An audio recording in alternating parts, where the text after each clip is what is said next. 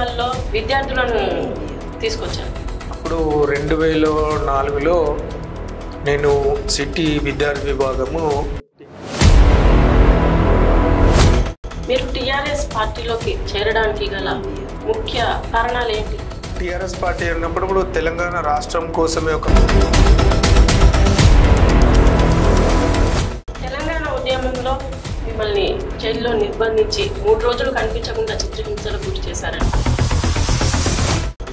ఉద్యమం ఇంకా స్టార్ట్ కాలేదు.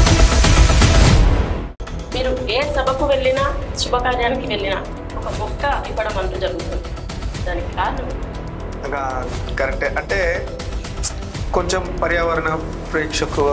పర్యావరణాన్ని ఇష్టపడే వాళ్ళము, పర్యావరణాన్ని ఎంకరేజ్ చేయాలి అని. ఇప్పుడు వినయ్ భాస్కర్ గారితో మీరు చాలా దగ్గర, వారితో ప్రయాణము ఒక